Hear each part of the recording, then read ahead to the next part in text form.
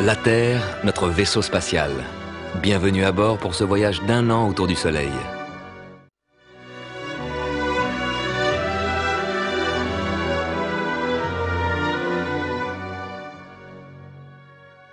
Nous arrivons à la station du solstice d'été. C'est le premier jour de l'été, le jour le plus long de l'année. C'est le moment où la moitié nord de la Terre se penche le plus vers le Soleil.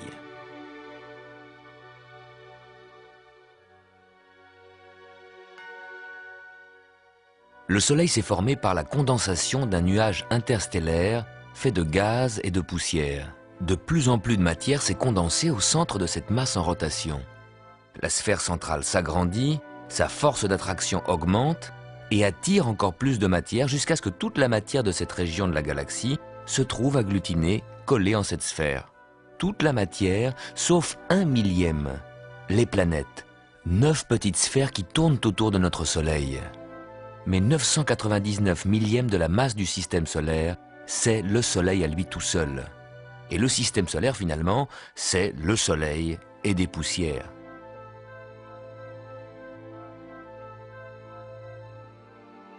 Les planètes, y compris la Terre, ne rayonnent pas. Elles ne font que refléter la lumière du Soleil.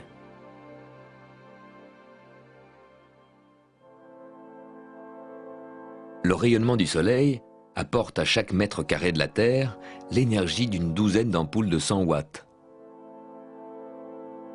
Le Soleil rayonne chaleur et lumière depuis plus de 4 milliards d'années. Comment fait-il? Il est très grand. Son diamètre, 100 fois la Terre. Son volume, 1 million de fois la Terre. Sa masse, 300 000 fois la Terre. À cause de cette masse énorme, les pressions au centre font monter la température à 14 millions de degrés et provoquent des réactions nucléaires permanentes.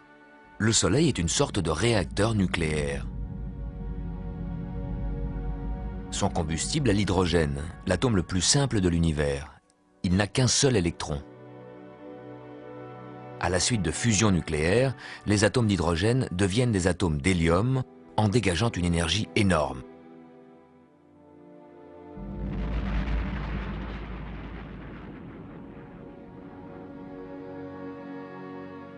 Cette énergie se propage vers la surface du Soleil et rayonne dans l'espace.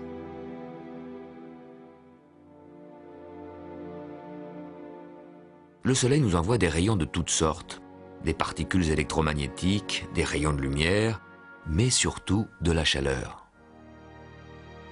En 1 heure, le Soleil fait fondre une plaque de glace de 1 cm d'épaisseur. Mais le Soleil ne rayonne pas uniquement vers la Terre, il rayonne tout autour de lui. C'est donc une immense sphère de glace de 1 cm d'épaisseur que le Soleil pourrait faire fondre en 1 heure. Si on comprimait cette sphère, ça donnerait un bloc de glace d'1 kilomètre que le Soleil ferait fondre en 1 heure. Sur les planètes plus proches du Soleil, Mercure et Vénus, il fait plus chaud. Posé sur Mercure, notre bloc fondrait en quelques minutes.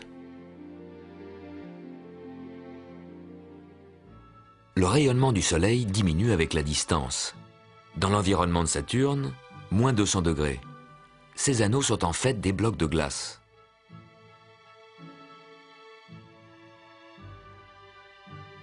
Sur Jupiter, moins 160 degrés. Sur Mars, moins 60 degrés. La Terre a la bonne distance, bien tempérée à 17 degrés pour l'évolution d'êtres vivants adaptés à cette température.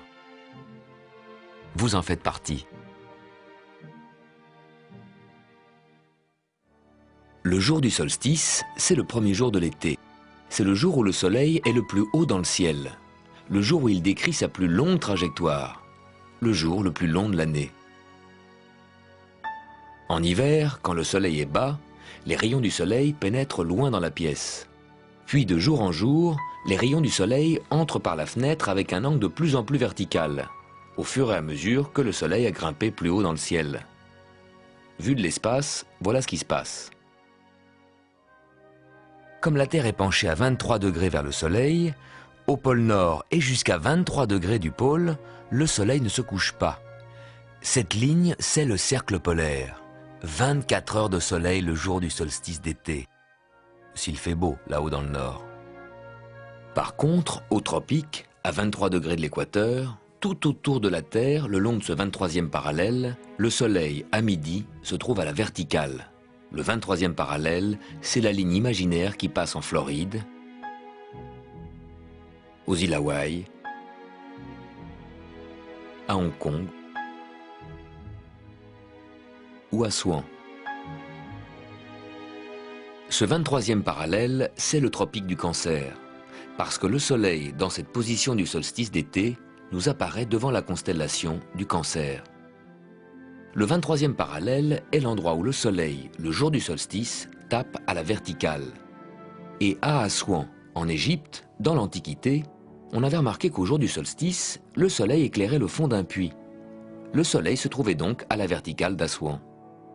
Le mathématicien Ératosthène vivait à Alexandrie, 800 km au nord d'Assouan. Le jour du solstice, il mesura l'ombre d'une colonne.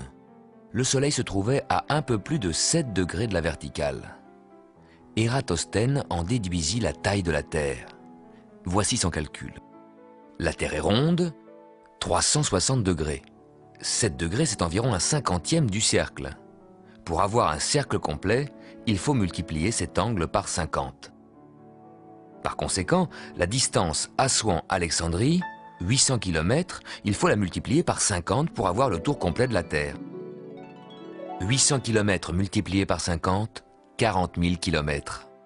C'est bien la circonférence de la Terre telle qu'on l'a mesurée 2 millénaires plus tard. 7 degrés, 1/50e du cercle, 800 km multiplié par 50 égale 40 000 km. Le compte est bon. Mais au cours des siècles, on a complètement oublié ce raisonnement simple. Et quand Christophe Colomb voulut trouver une nouvelle route des Indes, il dut recommencer à zéro et convaincre ses commanditaires des dimensions de la Terre.